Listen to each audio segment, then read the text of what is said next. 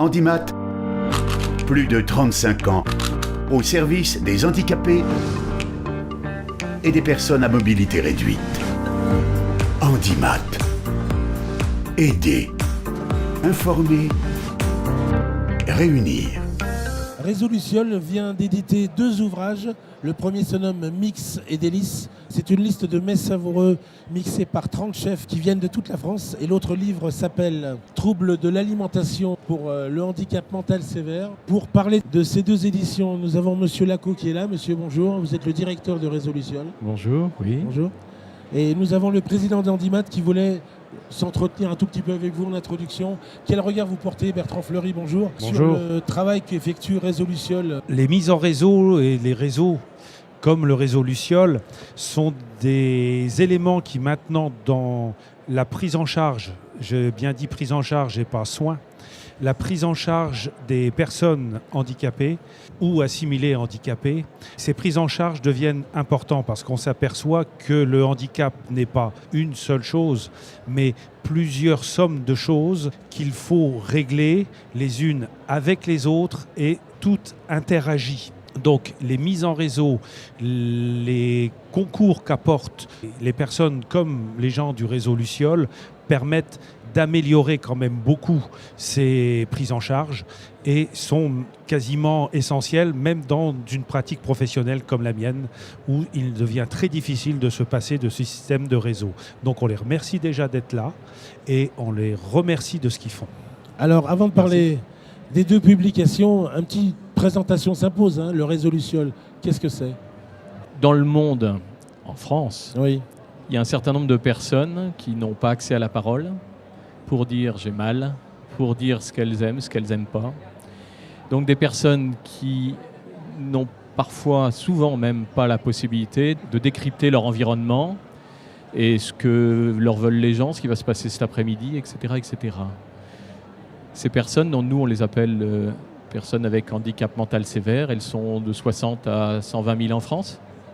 Elles sont entourées de familles, entourées de professionnels, et tous sont assez démunis dans l'accompagnement de ces personnes.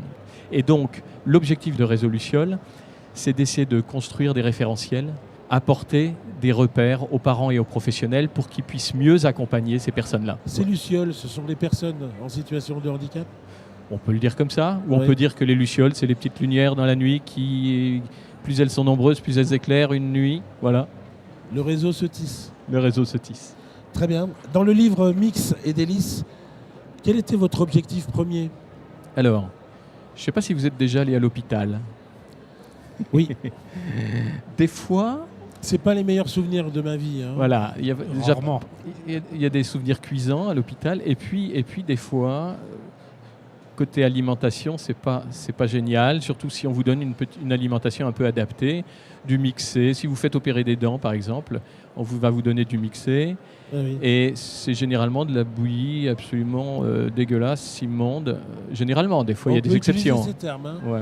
Je pense, j'avais les mêmes, mais je n'osais pas les exprimer. Mais Voilà. allez-y, hein. Donc, On peut en dire gros, sans on goût. peut Sans goût. sans goût et pas beau. Ces mets-là, toutes les personnes qui ont des problèmes de déglutition, des problèmes de mastication, on leur sert souvent des mets comme ça. Et Alors oui. des fois, on leur sert des mets bien foutus, et en bien d'autres endroits, on leur sert des bouillies plutôt immondes, où on repère plus aucune nuance de goût nulle part, mais ça nourrit. Voilà. Donc notre objectif par ce bouquin, c'était de remettre à très haut niveau l'exigence du mixé, c'est-à-dire démontrer que le mixé pouvait être digne des meilleures tables.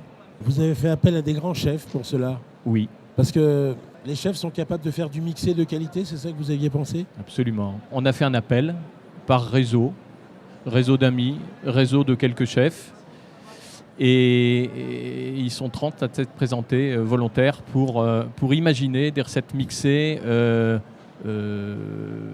savoureuses, extraordinaires, quoi. 30, c'est un chiffre rond, c'était volontaire ou c'est... Non, on est arrivé à 30, ça s'est fait comme ça, D'accord. ça a simplifié. C'était pas Hein, maintenant, voilà. c'était... Voilà, 30, quoi. c'était mieux pour le bouquin. Et puis on arrive à 80 recettes. Mmh. 80 recettes qui ont toutes été analysées aussi en partenariat avec l'hôpital Femmes-Mères-Enfants, où une diététicienne a travaillé à l'analyse des composants des mets d'un point de vue diététique. Voilà. Mais le bouquin est avant tout un bouquin de gourmandise. Oui, Pour- oui.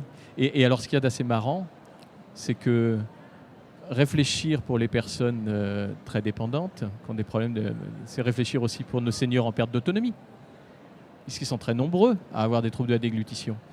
Et puis, c'est réfléchir aussi pour tout le monde, parce que mine de rien, ces mets exquis, vous ne les servez pas en verrine à l'apéritif ? Souvent. Voilà.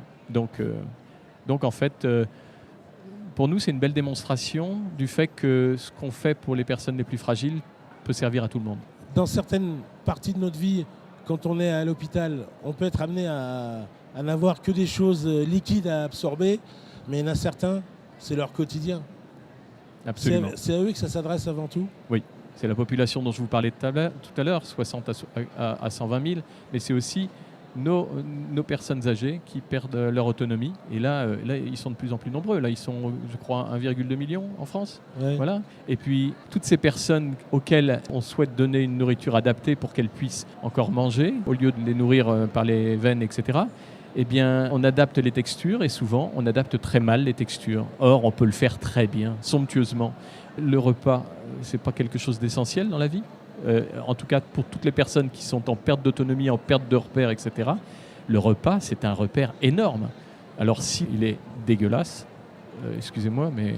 L'autre livre, qu'est-ce qu'il exprime dans les grandes lignes ? En fait, sur l'accompagnement des personnes qui ont des troubles de l'alimentation, des troubles de l'alimentation au sens troubles de la déglutition, troubles de la mastication, troubles de la succion, qui arrivent à la naissance, troubles de la succion, etc. Il y a plein de difficultés auxquelles on peut être confronté étant gamin ou étant handicapé. Alors, il n'existe pas de consensus, ou quasiment pas de consensus, sur comment accompagner les personnes en grande dépendance physique et intellectuelle. Il n'y a pas de consensus. Donc, notre objectif, c'était d'essayer de faire remonter l'expérience de terrain et essayer de la consolider pour faire un pré-consensus, pour rassembler, donner des repères, enfin des repères sur plein de choses, sur comment on doit organiser un repas pour ces personnes, quelle ambiance. Pour les personnes, on parle des personnes polyhandicapées, des personnes avec autisme dit déficitaire, on parle de maladies rares, on parle de plein de pathologies. Oui, hein. oui. Donc, comment évaluer l'état nutritionnel des personnes ? On a des troubles de l'oralité, vous savez, des personnes qui bavent, des personnes qui ont un réflexe nauséeux, des personnes qui... Et nous, ce qu'on voulait, c'était réunir tout ce qui se fait plutôt bien. Voilà. Et qui deviennent une référence pour tous ceux qui sont face à ces problèmes. Pour ne rien vous cacher, la revue Prescrire, qui est la revue qui critique beaucoup toutes les choses qui ne sont pas parfaitement nickel d'un point de vue médical, nous a recommandé une pleine page dans leur revue. Cela dit, vous avez eu l'intelligence de mettre beaucoup de professionnels ensemble et en concertation. Des ergothérapeutes, des kinésithérapeutes, des chirurgiens dentistes, des nutritionnistes, des diététiciens, des orthophonistes, des psychomotriciens, des médecins, des neuropsychologues, j'en oublie sûrement, des pédiatres, mais aussi des écrivains, non ? Oui. En fait, Des aidants. effectivement, vous me faites mousser autour de ce bouquin, mais c'est pas nous qui l'avons écrit.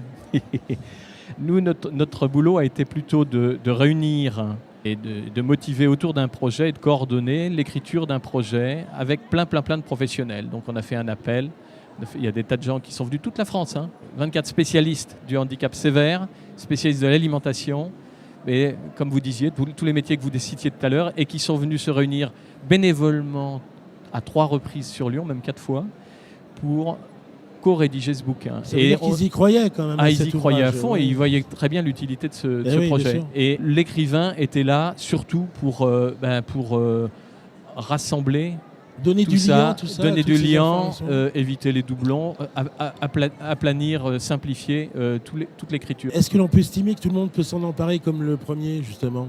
Parce que j'ai l'impression que l'on est aidant de personnes, et même si on est des proches, c'est bien de temps en temps d'aller trouver la bonne information dans un livre de référence. Je crois que c'est important, c'est essentiel même. Je pense que tous les professionnels ne sont pas au courant de ces repères que l'on fait surgir par un livre. Donc c'est bien que vous nous interviewez sur ce sujet parce que peut-être qu'un peu plus de personnes sauront que le bouquin existe. Deuxièmement, ce livre s'adresse, oui, aux professionnels, mais il s'adresse aussi aux parents pour leur donner des repères, soit, mais aussi pour être une plateforme de revendication. Parce que quand ils voient qu'il y a des choses qui peuvent se faire, une organisation qui peut se mettre en place autour de leur enfant qui a des problèmes de déglutition, ils peuvent aller le revendiquer, alors qu'avant, c'était le néant, ils n'étaient pas au courant. Donc, c'est un moyen de définir ce que l'on peut exiger. Sauf qu'il faut que les compétences grimpent, il faut que les gens se forment. Donc nous, ça nous amène aussi à intervenir dans les établissements pour les aider à s'organiser autour des troubles de l'alimentation, par exemple. Voilà. Ce livre, c'est évident, M. Fleury, qu'il faut le recommander aux auditeurs. L'alimentation, c'est essentiel dans la vie. Et l'aspect multidisciplinaire qui est mis en avant devient une norme si on va apporter une prise en charge.